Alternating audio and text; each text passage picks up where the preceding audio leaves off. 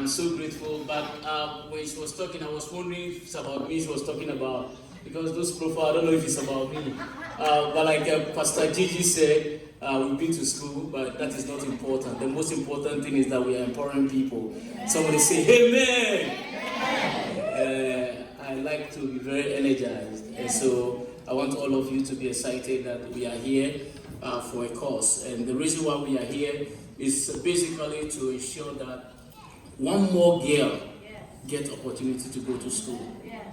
And tonight, we will make sure that as many girls as possible get the opportunity to go to school. If you are indeed excited about it, I want you to put your hands together and give God the praise.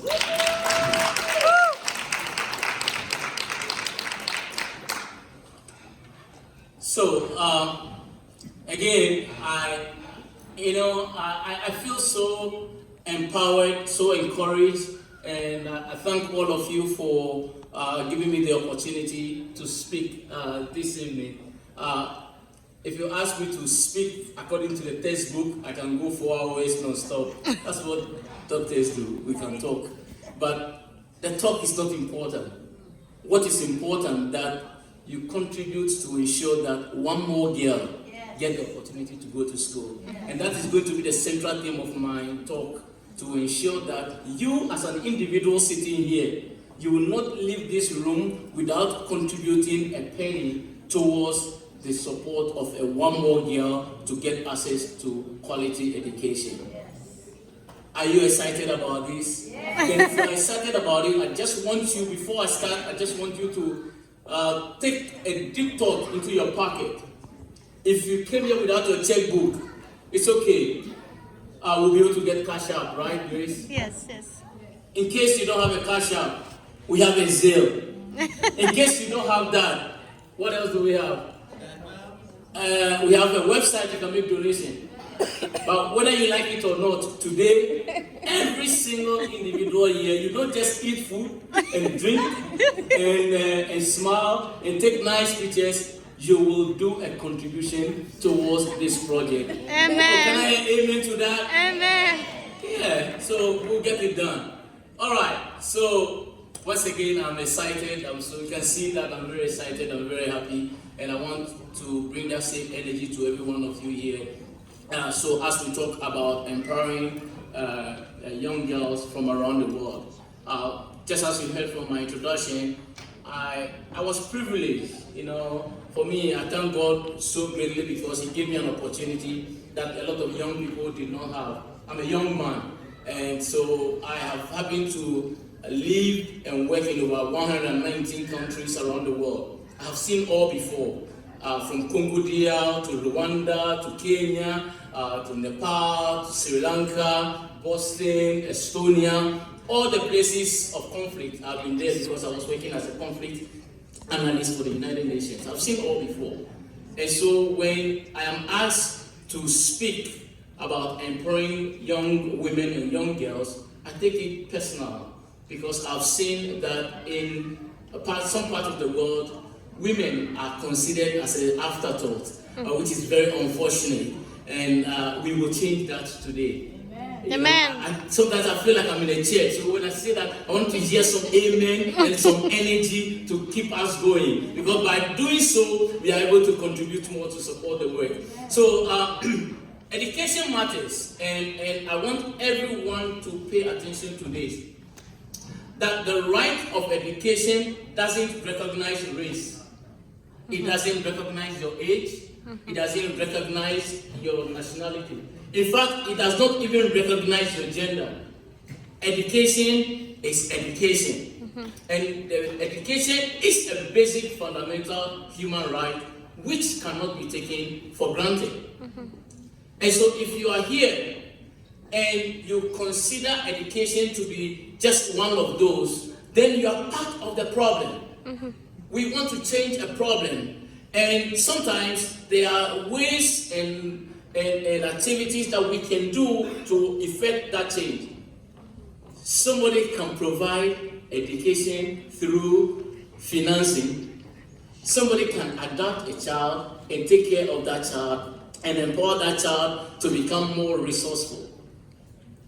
I want to ask you to take a deep reflect and ask yourself, in your own small way, what have you done so far to empower somebody, to empower a girl, to empower a boy, and also to ensure that you create an enabling environment for people to acquire access to quality education. Not just education, but quality education. And that is what African Girls Hope Foundation is aspiring to do. Not just to give education. If it's just education, I can just take my checkbook, which I have in my pocket right now, and just write $1,000 check, and we'll give education. We are not interested in just education. We wanted to give quality education. That matters a lot. Amen.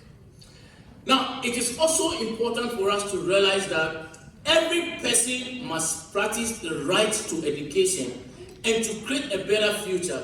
Girls have no access to proper education in a number of countries for different reasons. And Sister Rose eloquently mentioned that because some part of the world, I'm originally from Ghana, and so I understand exactly what Sister Rose was sharing. Some part of the world consider young girls as people who are supposed to be in the kitchen. Those who are supposed to help their mom to cook. And young boys must acquire all the necessary education in order for them to become better leaders. I'm here to change that perspective. Because I work with women, and I was sharing with Grace that if you ask me personally, with no offense to any man here, women are better managers than men. Why? They are better managers than men because they embed themselves into leading. When a woman is leading, they take their time and they ensure that whatever they are doing, it conforms to everything. Because apart from everything, the woman still will have to take care of the children. My wife does all the homework, but yet she manages the home. And so, if the one who manages the home and keeps the home safe, that person is a better manager. Not just that the checks that we issue, but it is about protecting and taking care of our own resources. And so tonight, I want us to work together as a team to support African Girls Hope Foundation to ensure that we change a perspective and also to empower those that we don't know. Because you see, if I give you money because you know me, it is either I'm trying to please you or I'm trying to make sure our relationship is built. But if you support somebody that you may not even have the opportunity to know, because granted, if you write $1,000 check tonight, you see, I kept emphasizing on $1,000. It means that I'm going to take $1,000 from each one of you tonight. If you write $1,000 check to support a girl that you never know, you never met, and hopefully you will not even meet in your entire life, but the joy of the fact that you are able to shape a life of somebody who will otherwise become a victim of circumstance. That is what I want you to reflect on this evening. There's a reason why I'm the keynote speaker. My job is to bring the reality to you, to get you off your feet, and to get you to get your checkbook and start right. So whilst I'm speaking, if you plan to give $200, just start changing it to $300 and $400, because as I move forward, you end up writing $1,000 by the time I finish. So start writing the checks now. If you are written to, just start canceling it because we'll change it. But tonight, I want to challenge every one of us sitting here to become part of the change. Yes. Change only occurs when we encourage our hearts to do the rightful thing. Yeah. You will also appreciate tonight that it is extremely crucial for a girl to be educated. You will understand how the right to education of a girl affects their future. Sister Rose again eloquently mentioned that, because when you empower a girl, my goodness, you have empowered a whole community. You have empowered a whole nation. You have empowered a whole society. And that is what I am challenging each and every one of you this evening to put at the back of your mind. Now, all this that I said is not part of my speech. I'm now coming to start my speech. As I said, if you allow me to talk, I'll talk for many hours. Now, let me start by quoting a very good friend of mine. I'm sure most of you have heard her name, but you've never met her. I happen to have met her. A very good friend of mine called Malala Yousafzai, a student who was also a Nobel Peace Prize laureate and a co-founder of the Malala Fund and she said, every girl, no matter where she lives, no matter what her circumstances, has a right to learn. Mm-hmm. Yeah. It doesn't matter where the person lives, but that girl has a right to learn. Ask yourself, how much have you contributed to make sure somebody learn a new thing? Yes. Every leader, no matter who he or she is, or which resources is available to that leader also has a duty to fulfill and to protect that right by making sure that child has access to education. And so tonight, all we are doing is empowerment. We are empowering girls through education. Why? Because if we provide quality access to young girls around the world, we are creating an environment where we will create better leaders and future entrepreneurs and future physicians and medical experts, and again, like Sister Rose said, people who will be in the lab in the next 5 years trying to create organ plantations. So it is very, very important that we contribute our resources, and maybe I'm speaking in a general term, and so the reality has not gotten to you. I want to take this classic example of our own grace. It's a classic example. Now, let me tell you a story. In 1996, in a country, Congo, the Democratic Republic of Congo, was embroiled in a devastating war that claimed thousands of lives, and millions of people were displaced. I know this. Why? Because I was serving as the United Nations officer in Congo DR at the time. I was a child protection officer, so I know exactly the story.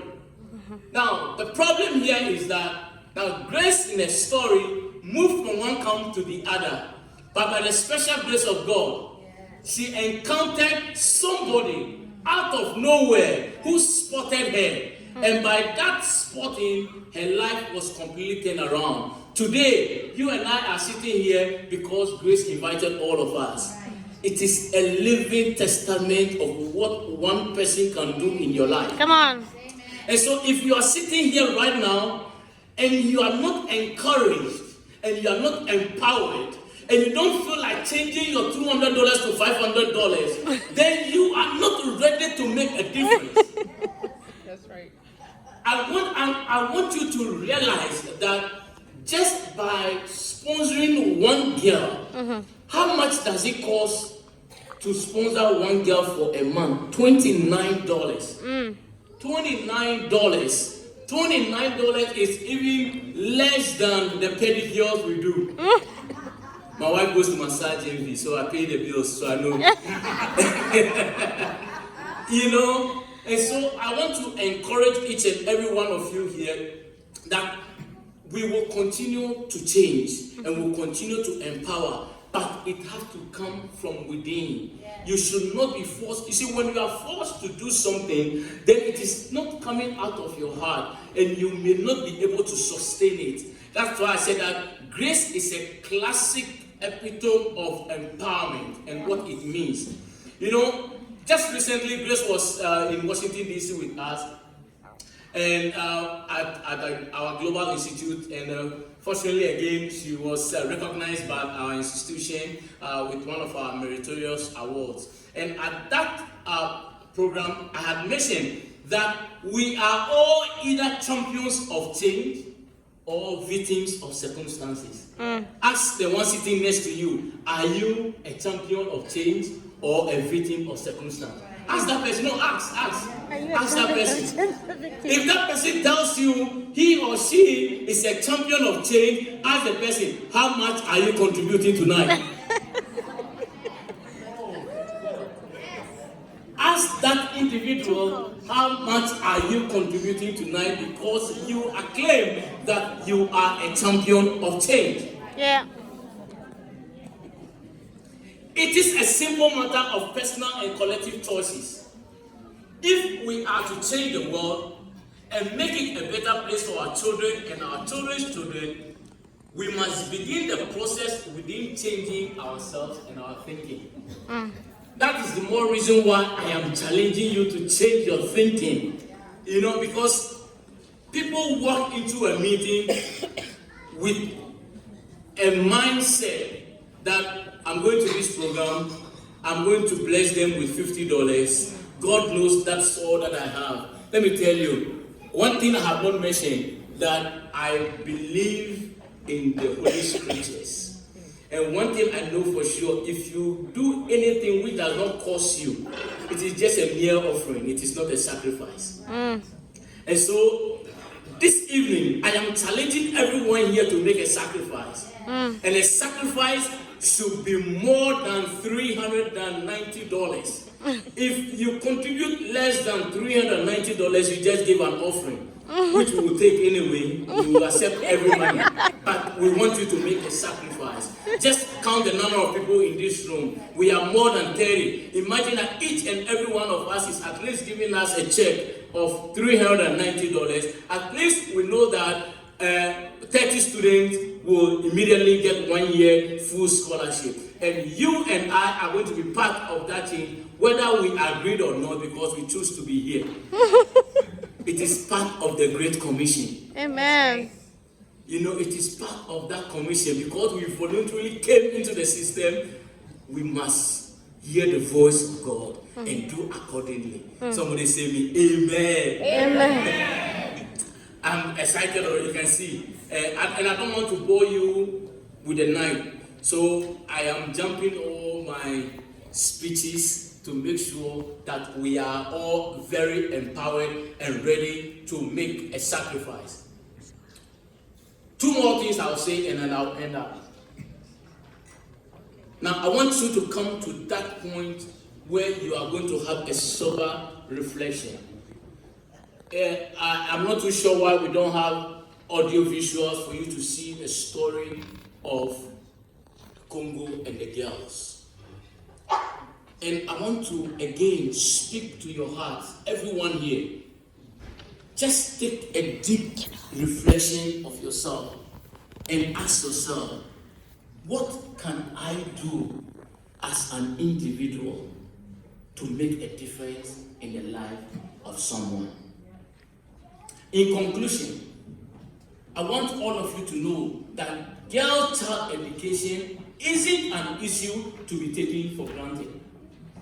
And I want to take this opportunity once again to thank Grace and the entire team of the African Girls Hope Foundation for picking up the interest to educate a girl child.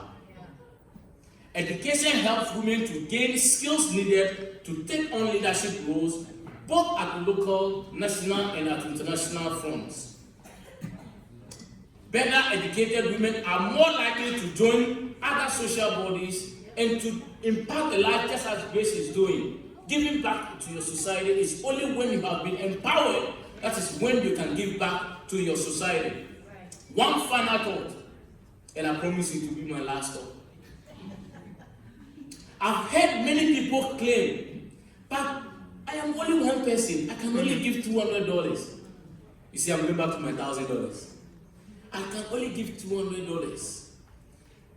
And then somebody will also say, but what possible difference could I make? I am just one person. I still have not even paid my apartment for this month, and you are asking me $1,000.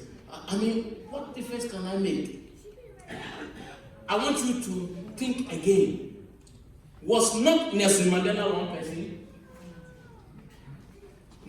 Was not Dr. Martin Luther King one person? Mahatma Gandhi, was he not one person?